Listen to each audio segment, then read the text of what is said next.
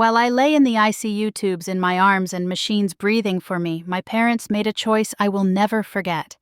They sold my $18,000 engagement ring, the ring my fiancé worked years to buy, so my golden boy brother could chase his dream weekend in Miami. When I finally came home weak but alive, my mother smirked and said, "Thanks to your ring, your brother finally got what he deserved." My chest ached, not from the stitches but from the betrayal. I laughed through the pain, and when she demanded to know what was so funny, her smile faded, because the ring they sold was never what they thought it was. When my eyes finally focused, I realized I was in the ICU at Massachusetts General Hospital in Boston. My throat felt raw, my body heavy like it belonged to someone else. The nurse leaned over, kind eyes behind a blue mask. "You're awake, Claire. Surgery went well, but you need to rest. Don't move too quickly." I tried to nod, but the effort made me dizzy. My right hand twitched, and I felt the familiar shape of my engagement ring. Even through the fog in my head, the thought of it comforted me. Mark had saved for 3 years to buy it $18,000 we didn't really have, but he wanted me to feel worthy of something beautiful. The nurse noticed my hand and smiled softly. "We'll need to take that off, sweetheart. Jewelry isn't safe here. It can get lost or even cut off circulation with the swelling. I'll put it in a locker for you." Before I could answer, a voice broke in.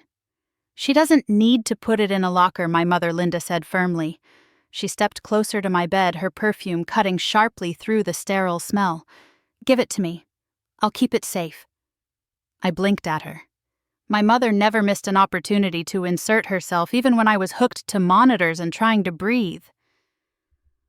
My father Charles stood behind her arms, crossed his gray hair in disarray like he had just rolled out of bed. "She's right," he said, his voice carrying that steady authority he always used when he wanted me to stop questioning him.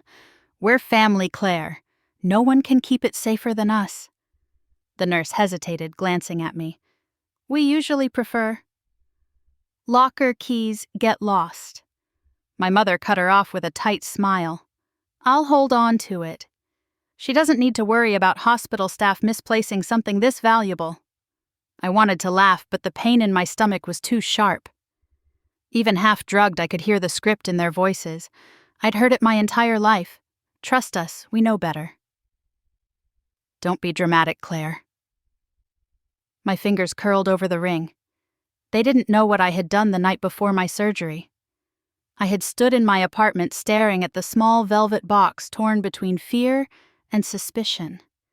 Every instinct screamed that if I handed over the real ring, it would never come back. So I made a choice. I bought a replica, close enough to fool anyone who didn't know diamonds. The real ring was still hidden at the back of my closet, tucked inside an old shoebox no one would think to touch. The thought gave me strength now. I shifted my gaze to my parents. My mother's eyes gleamed not with concern, but with that same restless hunger I had seen when she bragged about Ryan, my twin brother, the so-called golden boy. He could do no wrong, not in their eyes. If he asked for money, it was an investment. If I asked, it was wasting resources. The nurse looked uncertain. "It really should go into the hospital safe, ma'am." "I said I'll take it." My mother snapped, then softened her tone as if realizing she had overplayed her hand. "Please, she's just out of surgery. She doesn't need to worry about this." My father leaned closer, his voice low but insistent. "Give it to us, Claire. You're not in any state to be handling this. We'll keep it safe. You can trust us." Trust. That word landed like a stone in my chest. I remembered the bent pink bike they'd given me when I turned 10, while Ryan got the brand new one with shiny racing stripes. I remembered the way they laughed when I begged for art lessons, then scraped money together the next week for Ryan's baseball coach. I remembered every holiday, every birthday, every quiet dismissal that told me I was less. "Trust us," they had always said. And every time it meant sacrificing something of mine for him. My stomach twisted not just from the incision, but from the truth pressing in on me. They hadn't changed. They never would. I let out a shaky breath, then carefully slid the replica ring off my finger. My hand trembled from weakness, but my voice was steady when I said, "Fine. Take it." My mother's lips curled into a smile of triumph as she reached out, snatching it like a prize she'd been waiting for. My father nodded satisfied, as if the matter was settled. The nurse looked unconvinced but didn't argue further. She adjusted my IV instead. "Get some rest, Claire. You need your strength." I leaned back against the pillows, my body heavy, eyes closing as if sleep might pull me under again. But inside I was wide awake. I knew exactly what I had just done. I had set the stage for the truth to finally show itself. The real ring the one Mark had worked overtime shifts to buy was safe at home. This fake one sitting smugly in my mother's palm was the test. If they were given the chance, would they prove me right once again? Would they choose Ryan over me, no matter the cost? The monitor beeped in steady rhythm beside me, almost like a countdown. This, I thought, letting the weight of exhaustion settle over me, will be their last chance. My last test. And with that, I drifted back into the cold light of the ICU, already knowing the answer. The steady beeping of the monitor faded into the background, and my mind slipped somewhere else, somewhere I thought I had buried years ago.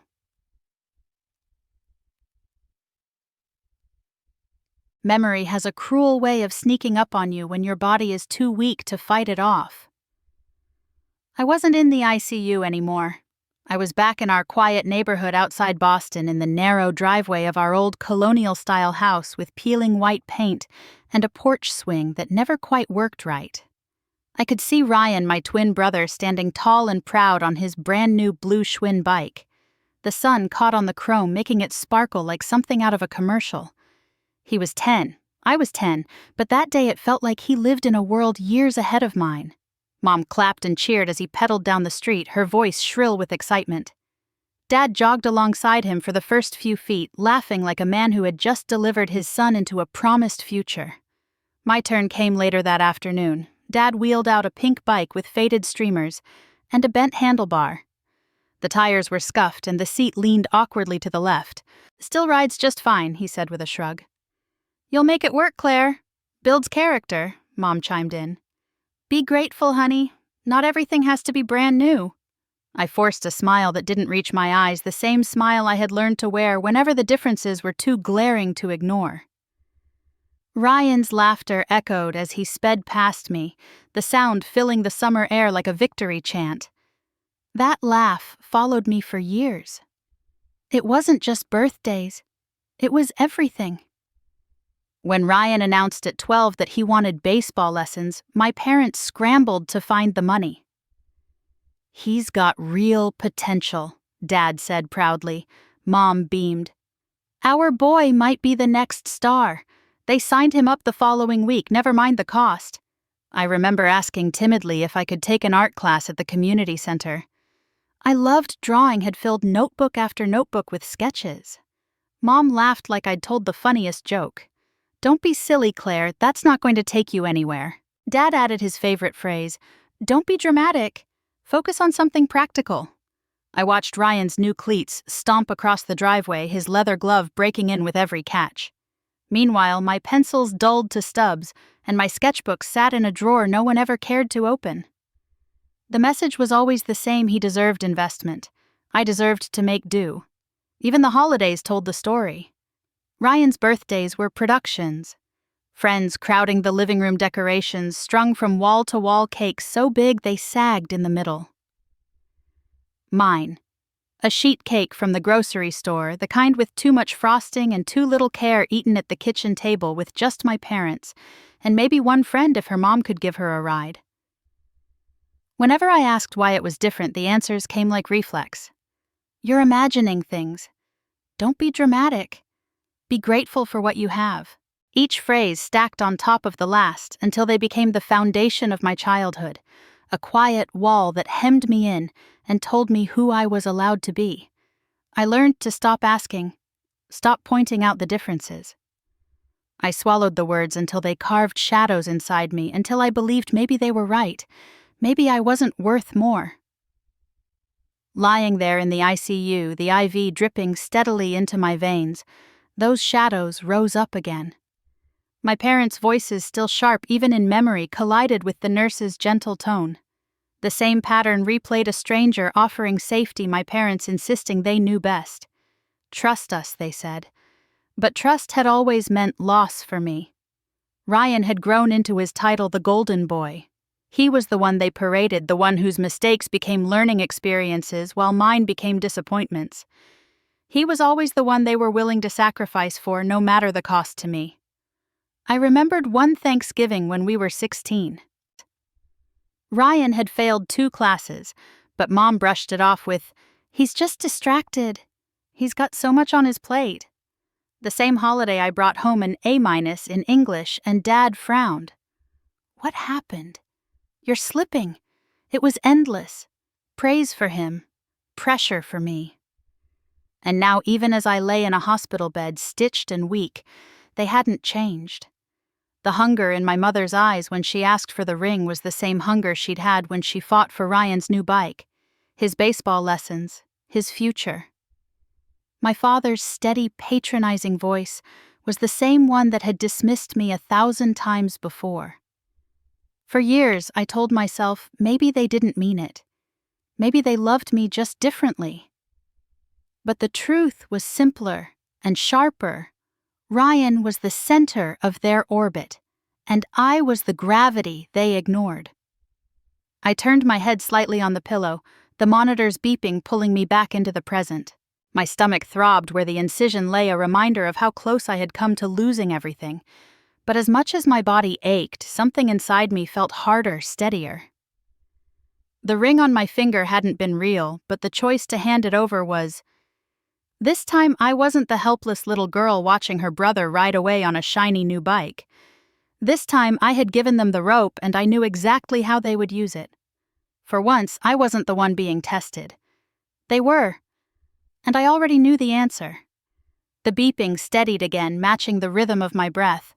I closed my eyes, letting the past fade into the hum of the machines, and I promised myself never again would I be the sacrifice. This time I would not be left behind. 5 days after the surgery, they wheeled me out of the ICU into a regular recovery room. My body was still weak, my stomach pulled tight with every small movement, but the doctors said I was stable enough to go home. A nurse came in with a clipboard, smiling as she checked the boxes. "Who's picking you up?" "Claire." "My parents," I answered without hesitation. It was automatic, the way you might say your name when asked. Even after everything, some part of me still assumed they'd show up. The nurse nodded, jotted it down, and told me to take my time getting dressed. I sat on the edge of the bed, slowly peeling off the hospital gown, wincing as the stitches tugged. The flimsy paper bag they gave me held my folded clothes, and I moved like an old woman slipping into them. An hour passed. I sat in the waiting area with my discharge papers in hand, a flimsy blanket over my knees, watching other patients get wheeled out to meet their families. Hugs, flowers, laughter. Small reunions in the sterile lobby. My phone buzzed in my lap. It was a text from my mother. 4 words, no punctuation, no apology. "Just take an Uber." That was it. My throat tightened as I stared at the screen. I waited for another message, some explanation. Traffic, an emergency, anything. Nothing came. I swallowed the lump in my throat and ordered the car myself. The Uber pulled up 10 minutes later, a silver Toyota with a pine-scented air freshener hanging from the mirror. The driver, a man in his 50s with a Red Sox cap, helped me into the back seat. "Hospital. Huh, surgery?" he asked casually as he adjusted his GPS. "Yeah," I murmured, pressing my forehead against the cool window. He launched into a story about his fantasy football league, his voice animated, filling the quiet. I nodded at the right moments, but my mind was somewhere else. My wrist still bore the plastic ICU band, the letters of my name smudged from days of wear. I stared at it, at the proof that I had been there, cut open and stitched back together alone. My parents couldn't be bothered to drive 10 minutes to pick me up. Mark would have been there. He'd wanted to cancel his trip to Chicago, but I told him not to. It was a work presentation he'd been preparing for months, and I swore I'd be fine. "My parents will take care of me," I'd promised him over the phone. I laughed bitterly at that now, a sound that startled even me. Mark had spent 3 years saving for my engagement ring. Every overtime shift, every penny he tucked away, it was all for me. $18,000 for a diamond that sparkled on my finger like proof that I mattered. He gave me what my parents never had, something new, something chosen just for me. And yet, even as I lay in the hospital fighting to heal, they had taken it the first chance they got. When the driver dropped me at my apartment in Cambridge, I tipped him more than I should have just to end the interaction. My legs shook as I climbed the stairs, every step tugging at the stitches. Inside, the air smelled faintly of lavender from the candle I'd left burning days ago. Home. I went straight to the bedroom, dropped to my knees in front of the closet, and reached for the old shoebox buried beneath a pile of winter boots. My hands trembled as I pulled it out. Inside, wrapped in tissue paper, lay the real ring. Mark's ring. My ring. I lifted it, the diamond catching the late afternoon light streaming through the blinds. My chest loosened just slightly. Relief flooded me. I hadn't been wrong to trust my instincts.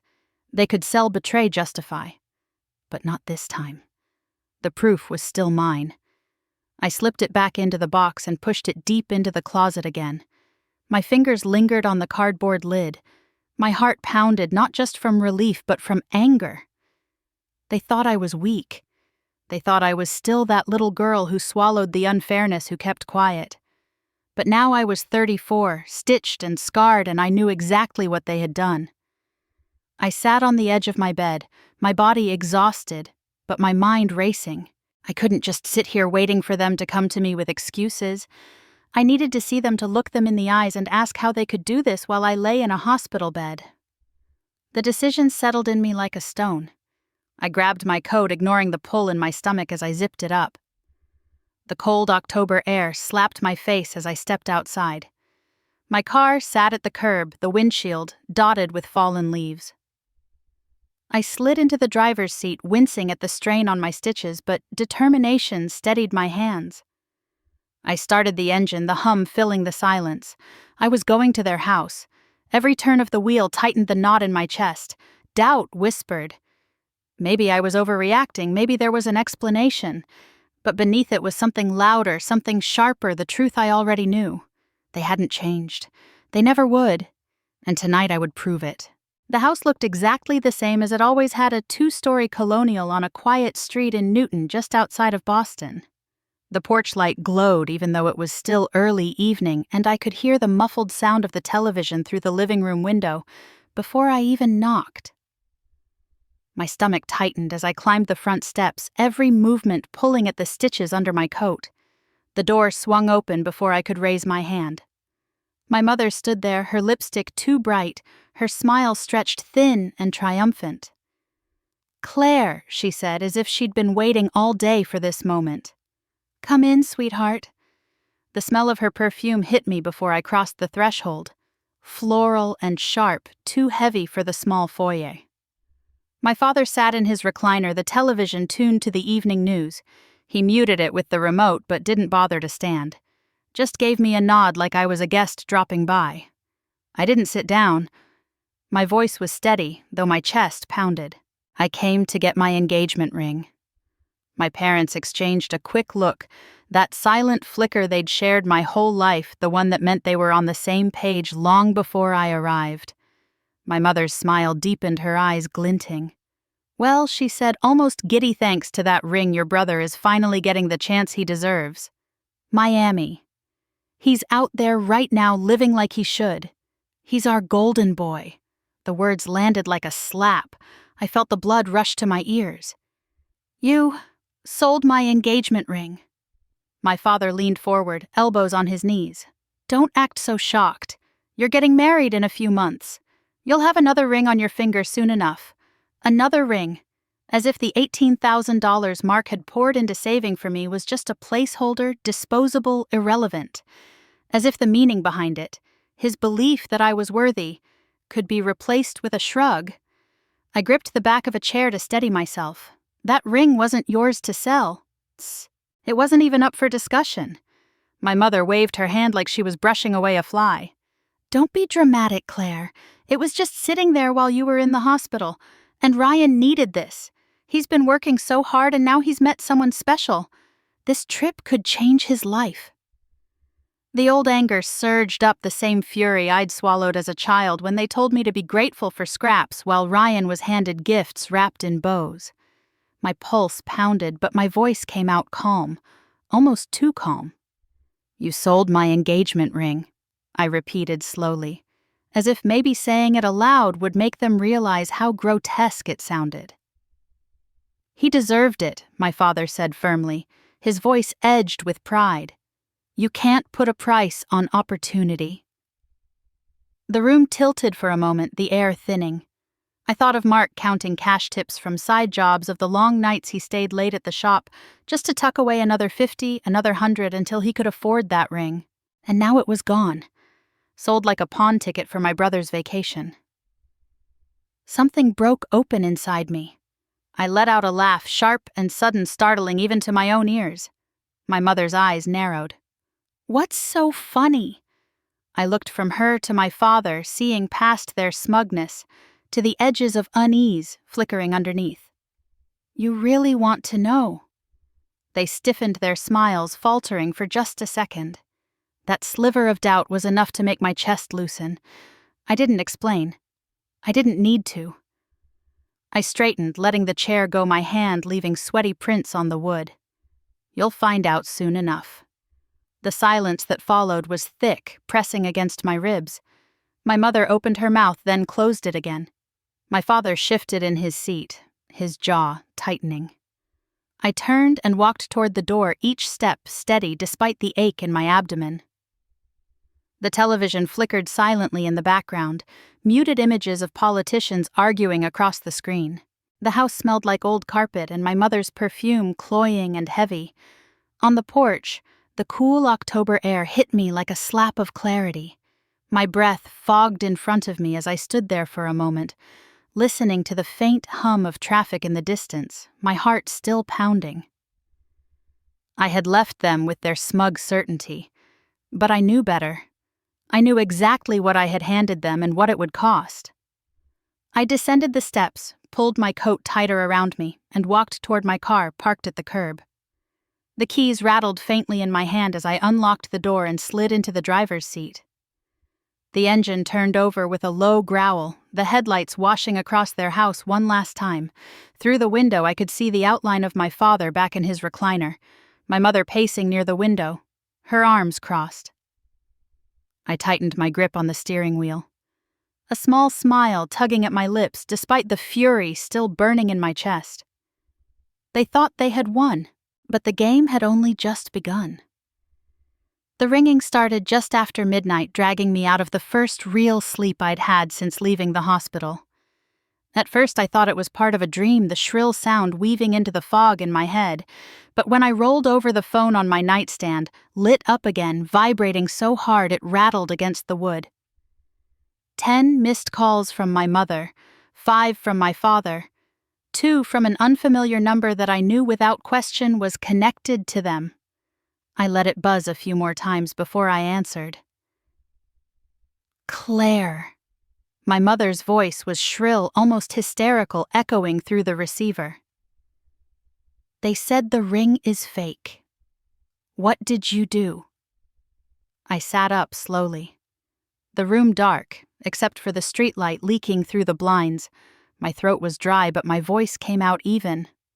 What are you talking about, the jeweler? He called back. He said it's worthless, she screamed, the panic in her tone threaded with accusation. In the background, I heard my father's voice, a low thunder. Did Mark trick you? Did he buy you a fake ring? Is that what happened?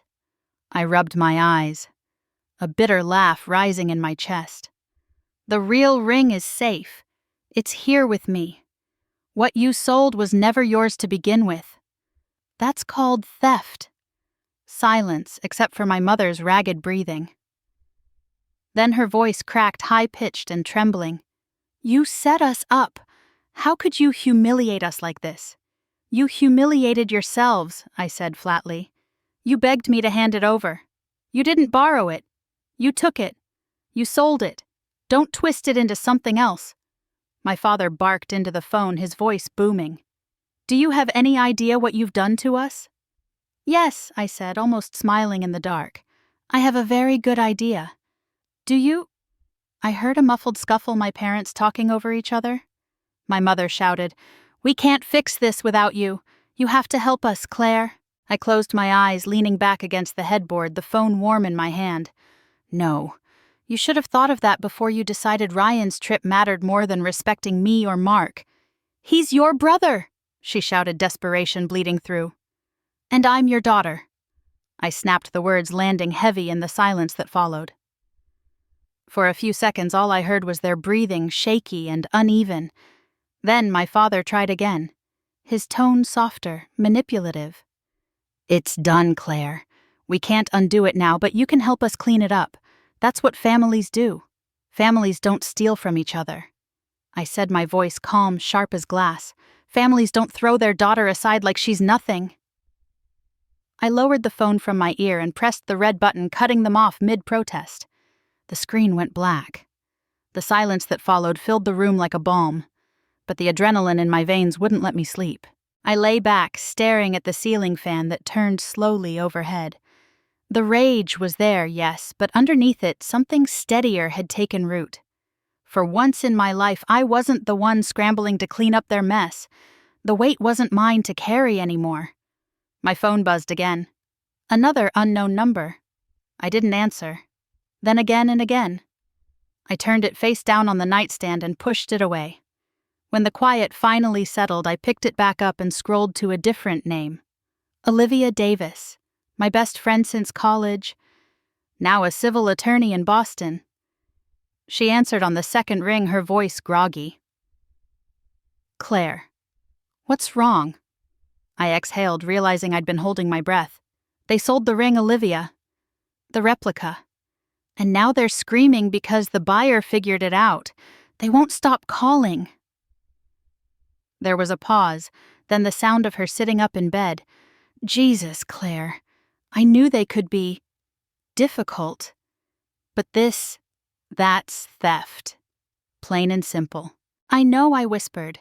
And the way they're talking, it's like somehow I'm the villain. Like I set them up. Olivia's voice sharpened, awake now. Listen to me. Don't delete a thing. Keep every voicemail, every text, every call log. If they sent you messages, screenshot them. This is evidence. If they try to pin anything on you or Mark, you'll be ready. I nodded, even though she couldn't see me. Okay. And Claire, don't let them gaslight you into feeling guilty. They took what wasn't theirs. End of story. You don't owe them a damn thing.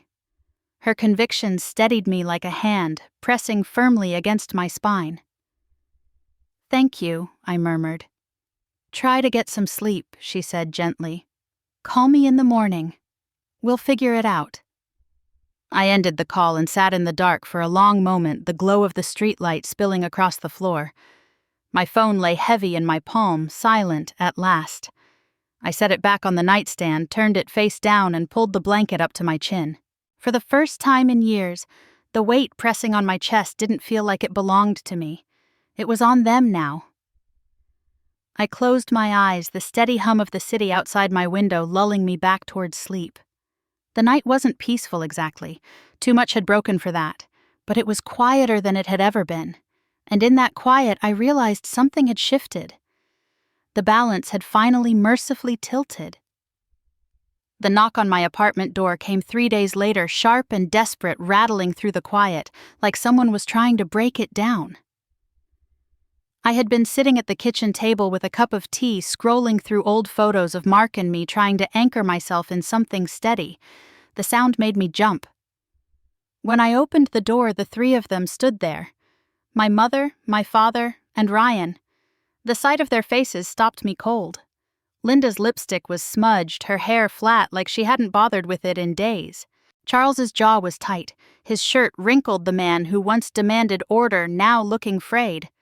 And Ryan, my twin, my so-called equal, looked like a ghost. His eyes were bloodshot, his skin sallow. Claire, My mother began, her voice trembling. "We need to talk." I leaned against the frame, not moving to let them in. "Go ahead." Ryan shoved his hands into his pockets, avoiding my eyes. When he finally spoke, his voice cracked. "The guy who bought the ring? He's demanding his money back. $9,200. He says if we don't pay, he'll make sure we regret it. He's not the kind of guy you want to owe."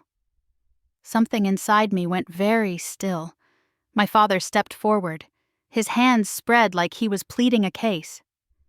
"Claire, we didn't know. We thought it was real. You have to help us. Just lend us the money, and when we refinance the house, we'll pay you back." I felt my lips curve into something that wasn't quite a smile. "You want me to bail you out of a situation you created by stealing from me?" My mother's voice rose shrill and broken. "We didn't steal, we borrowed. We only did it for Ryan. He needs this break." The anger that flared in me was sharp, but my words came out calm, measured, every syllable deliberate. "The ring wasn't yours. It wasn't borrowed. It was taken. And you didn't use it to save someone's life or to pay a bill that kept a roof over your head. You sold it so Ryan could party in Miami." Ryan's head snapped up, his face twisting. "Don't make it sound like that. You don't understand. This trip mattered." I stared at him, really stared at the hollow cheeks and the stubborn tilt of his chin. "No, Ryan, you don't understand. It's always about you. Everything. Since we were kids. And they've let you believe it forever." Charles's voice broke rough with frustration. "Claire, please, this isn't about you anymore. It's about all of us. If we don't fix this, things will get worse." I took a step closer, close enough to see the sweat beading on his forehead. "With you, it always is about me. I'm the one who pays, remember. I'm the one who loses, so Ryan can win. Not this time." Silence pressed in around us. For a moment, all I could hear was the faint buzz of traffic outside, the hum of the refrigerator behind me. My mother's eyes brimmed with tears, but I felt nothing. No pity, no pull, just the steady certainty that they had finally cornered themselves. I let the pause stretch until it felt unbearable. Then I spoke again. "You should leave. There's nothing for you here." Ryan's mouth opened like he wanted to argue, but no words came. My father's shoulders sagged, his last shred of authority slipping away. My mother reached out her hand, trembling, but I stepped back out of reach. "I've already filed a report," I added quietly. "Detective Bennett has it on record. If this comes back to me, if your buyer shows up at my door, I won't hesitate to press charges." The color drained from my mother's face. "You wouldn't." I held her gaze steady and unblinking. "Try me." Their silence was answer enough. I closed the door slowly but firmly, the latch clicking into place like a final word. My back slid against the wood until I was sitting on the floor, the cool surface grounding me. My phone buzzed on the table a few minutes later. Another unknown number. I didn't answer. I didn't need to. For the first time, I knew exactly where the burden belonged, and it wasn't on me. I heard about their downfall before I saw it. A neighbor from Newton who still knew me from childhood sent me a message. "Your parents are asking around for money." Something about loans. I didn't respond, but the words clung to me. Over the next week, the calls kept coming, though I never picked up. What I pieced together through half-heard voicemails and second-hand whispers was enough. They were scrambling, trying to plug holes in a sinking ship. Payday loans with interest rates that bled them dry. Credit cards pushed past their limits, fees piling up. I imagined my father hunched over the kitchen table, credit card statements spread out like a losing hand of cards, his pen tapping against the paper, while my mother paced behind him, wringing her hands. One night I caught his voice on my voicemail, weary, in a way I had never heard before. "Claire, the bank denied us. The refinance didn't go through. We're out of options. Please, please call us." I deleted it. I could picture the letter, though. A single sheet of paper with the word "denied" bolded in black ink across the middle. A final judgment. Their credit score had dropped too low, their debt-to-income ratio blown apart by the payday loans and maxed-out cards. It was no longer a matter of fixing.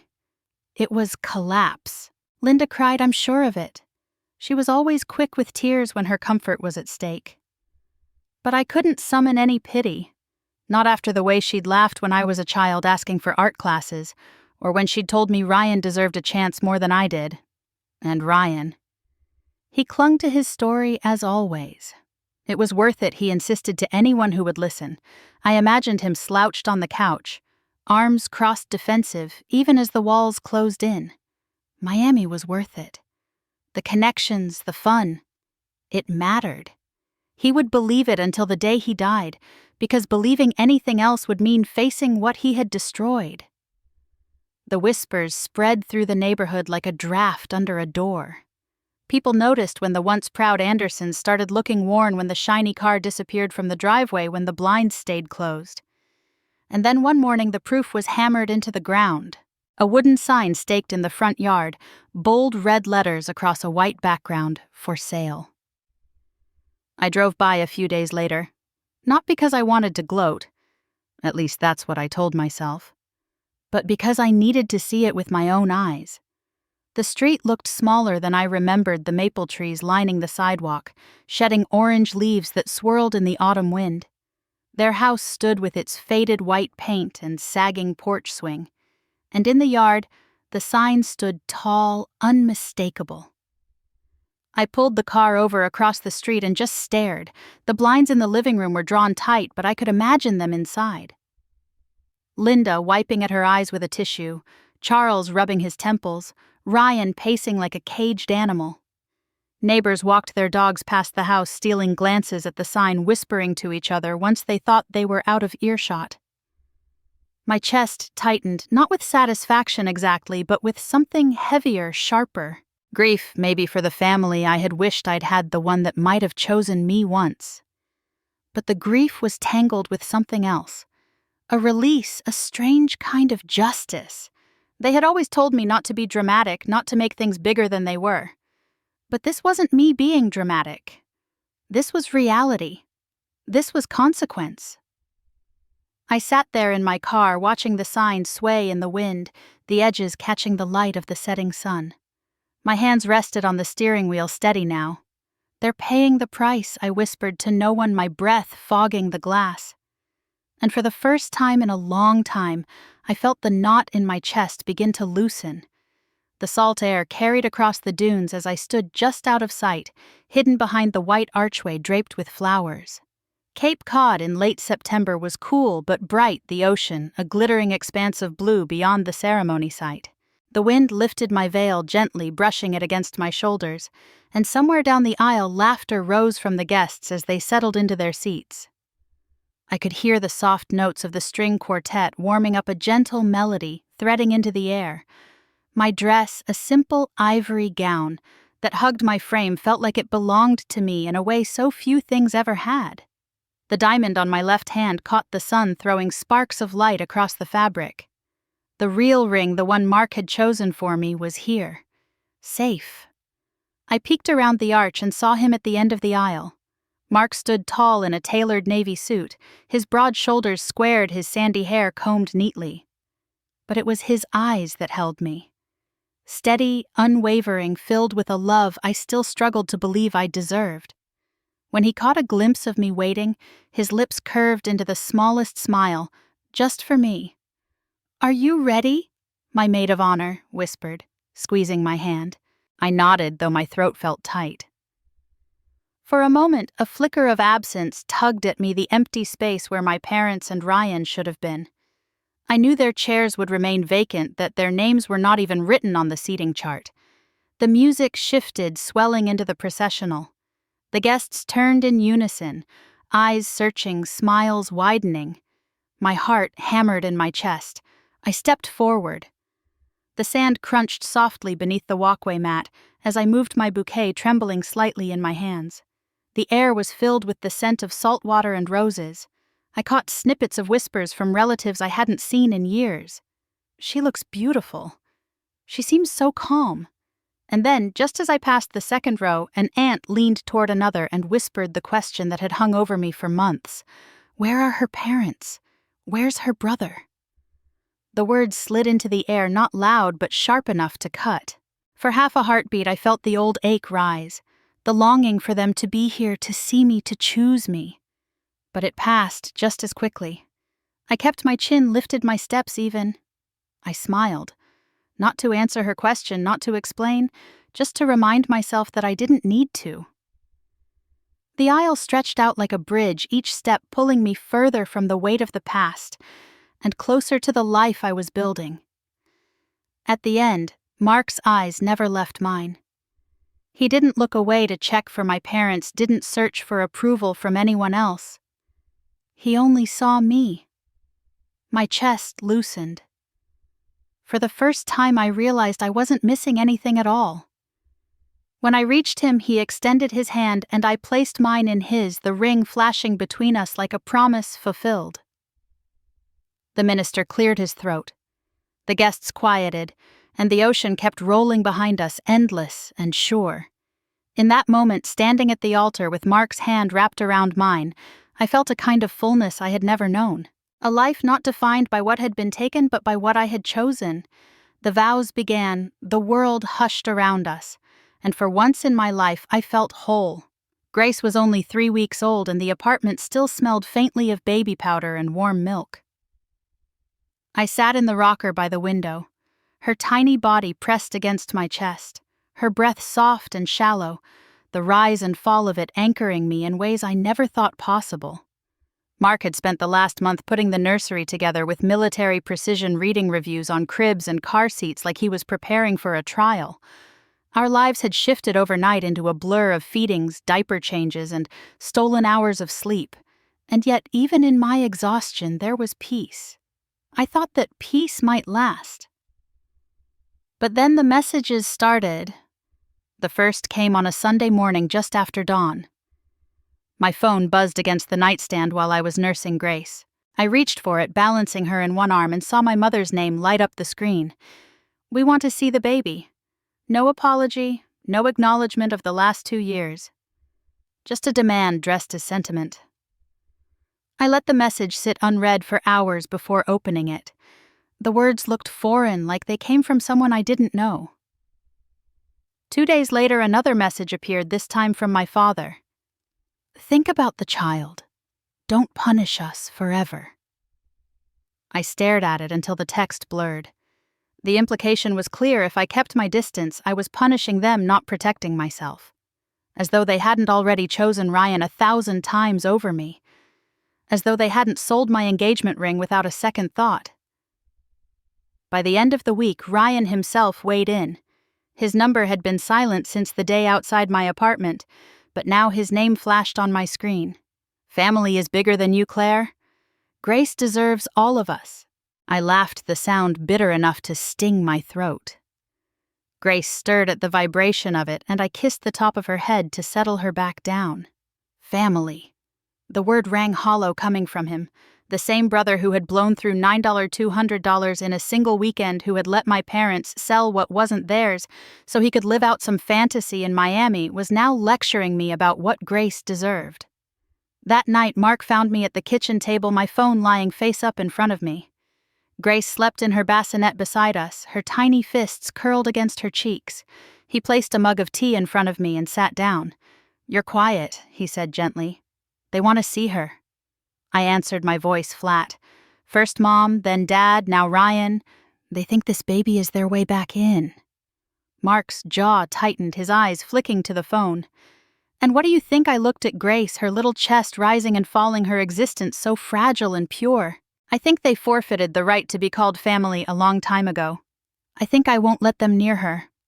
He reached across the table, covering my hand with his. "Then that's the end of it. You don't owe them anything." Still the words dug into me. My parents' pleas about being grandparents, my father's guilt-laden line about the child, Ryan's sanctimonious lecture. They all tried to twist my love for Grace into leverage. They thought she was a bargaining chip. The next morning I opened my phone again. More messages had piled in overnight. My mother sent a photo of a baby blanket she had crocheted pink and white, as if a gift could erase years of betrayal. My father wrote, "Don't make her grow up without her grandparents. Ryan added. She'll thank me one day for trying. I set the phone down, my laugh sharp and humorless. Grace shifted in her sleep, and I lowered my voice to a whisper. The same man who wasted nearly 10 grand on a weekend in Miami wants to teach me about family values. Can you believe that? Her lips twitched, maybe from a dream, and for a moment I imagined she was smiling. It was enough. I held her closer, breathing in the warm, sweet smell of her skin, and felt the messages lose their weight. Let them beg. Let them lecture. Grace didn't need them. Neither did I. The phone buzzed again, vibrating against the wood of the table. I didn't reach for it this time.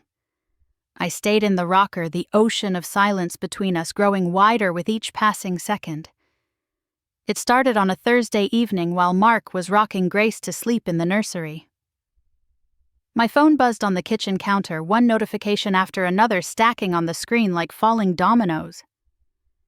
At first I ignored it, thinking it was more of the same pleading from my parents, but when I glanced down, I saw it was the extended family group chat. The one with cousins, aunts, uncles, even distant relatives I hadn't seen in years. The first message was from my Aunt Susan.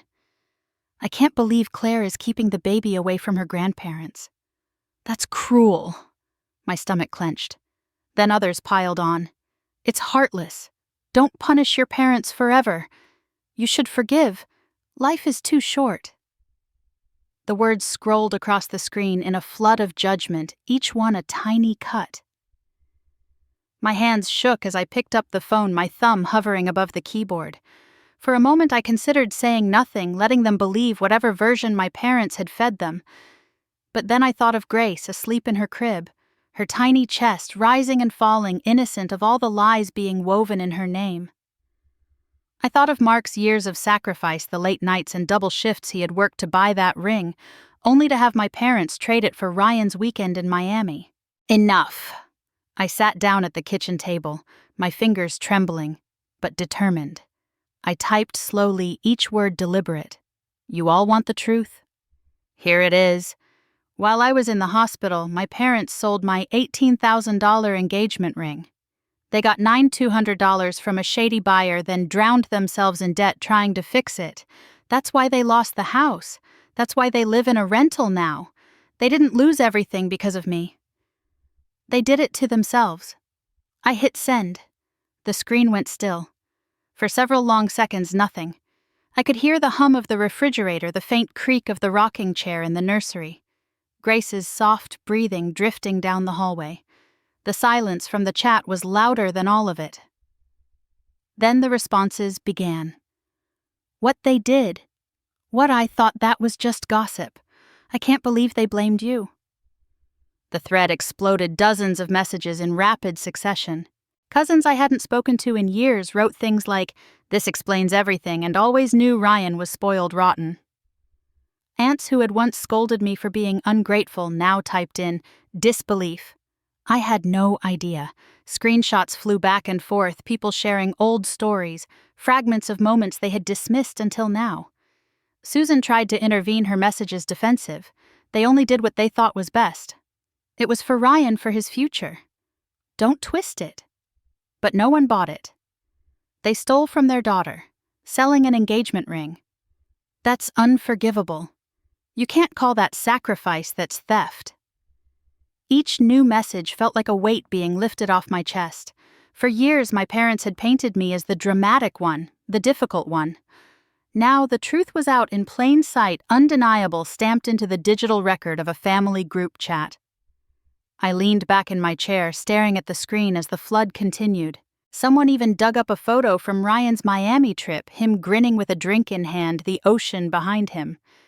The caption underneath read, "Worth every penny." The irony wasn't lost on anyone. The tide had turned.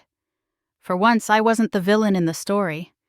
And for the first time in a long time, I let myself breathe. Linda's post appeared on Facebook a week after the family chat erupted. A long block of text with a picture of her and Ryan cropped from some old vacation, both smiling like nothing had ever gone wrong. We sacrificed everything for our son, it began. Sometimes parents make choices their children can't understand. One day Claire will see that we only ever did this out of love. The comments came fast, and they weren't kind. You don't sell your daughter's engagement ring and call it love. Love doesn't mean stealing. Stop hiding behind the word sacrifice. You spoiled Ryan and left Claire with scraps. By the second hour, the thread had turned into a pile-on. Cousins from every branch of the family added their own memories. Remember when Ryan wrecked the family car at 17 and they bought him another within 6 months? Claire asked for help with tuition and got told to be grateful. Another cousin chimed in. They've been enabling him since we were kids. Everyone knew it. The stories stacked one on top of the other like evidence being laid out in court. I didn't add anything. I didn't need to. Their own history condemned them more thoroughly than I ever could. I sat at my kitchen table with Grace, asleep in her bassinet, scrolling through the avalanche of comments, my heart pounding with something that felt like vindication. For once people saw it. They saw me. Meanwhile, Ryan's life unraveled in smaller, crueler ways. The girlfriend he had paraded around after Miami dumped him, publicly with a post about needing someone who can actually stand on their own 2 feet. He lost his bartending job when he stopped showing up, too busy blaming everyone else for his problems. With no money, no friends willing to carry him, he ended up where he always did, back with Linda and Charles. They had already lost the Newton house. I heard through a cousin that they'd moved into a cramped rental in Worcester, a squat duplex with peeling paint and water stains on the ceiling. I drove by once just to see.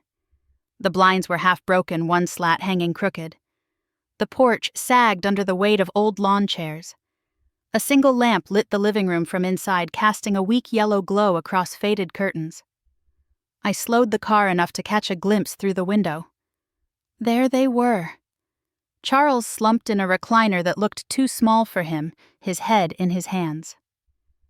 Linda sat stiff on the couch, still in her nightgown, though it was the middle of the afternoon, staring blankly at the muted television. And Ryan, the golden boy himself, was hunched over at the kitchen table, scrolling furiously through his phone, his face pale in the glow of the screen. They didn't look like victors anymore. They didn't look like the family who once told me to stop being dramatic, who smirked when they said Ryan deserved more. They looked like the shell of what they had built for him, a shrine to entitlement that had finally crumbled. I parked half a block away, turned off the engine, and sat in the silence of my car. Through the windshield, I watched the 3 of them sitting together in that dimly lit room. Not speaking, not laughing, not even fighting, just existing side by side in the wreckage they had created. The air inside my car was still, but inside me, something shifted. Not joy, not quite triumph. It was heavier than that. Watching them, I felt the finality of it settle in my bones. The golden boy had fallen, and he'd dragged them down with him. And in that moment I realized I no longer needed to explain myself to anyone. The proof was there, living and breathing inside that sagging duplex. Their downfall was their own. Sunlight spilled across the hardwood floors of our new home in Cambridge, warming the walls painted soft cream and catching on the picture frames Mark had finally hung.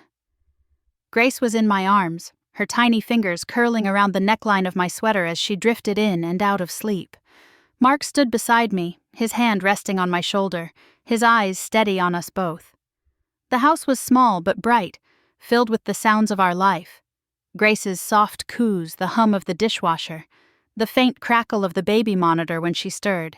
It wasn't the biggest place, but it was ours paid for with careful savings and endless determination.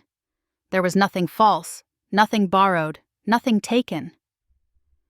Sometimes when the quiet settled, I let my mind wander back to the sterile lights of the ICU, the smell of antiseptic in the air, the weight of the ring on my finger as my parents insisted on taking it, to the nights when my phone buzzed with their angry voices, their accusations, and their pleas, to the day I drove past their Newton house and saw the for sale sign swinging in the autumn wind, and then further still to childhood birthdays with sheet cakes and hand-me-downs, to the chorus of "Don't be dramatic" whenever I dared to speak the truth.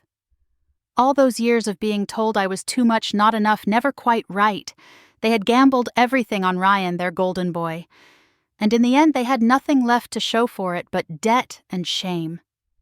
I had spent so much of my life believing I was the one who was lacking, when the truth was that I was the only one willing to stand on my own. Mark came into my life and showed me what it meant to be chosen not as an afterthought, but as a partner. His sacrifice, his steady love had built the foundation for this moment.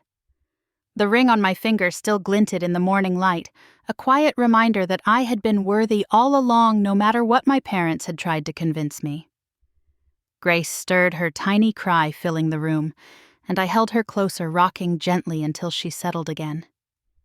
Looking down at her, I felt the weight of everything I had carried for years slip a little further away.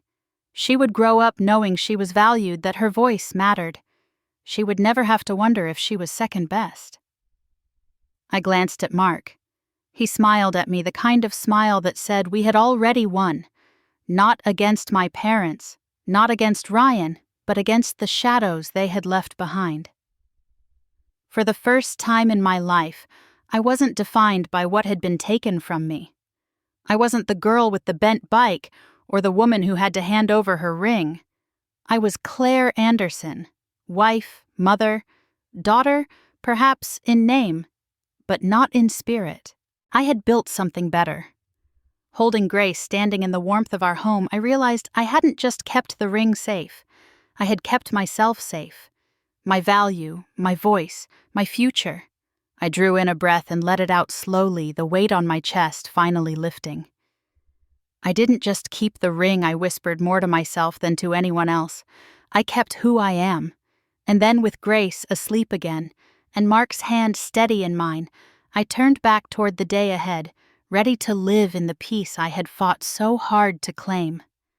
So tell me, was I right to let them face the consequences of their choices, or did I go too far? What do you think?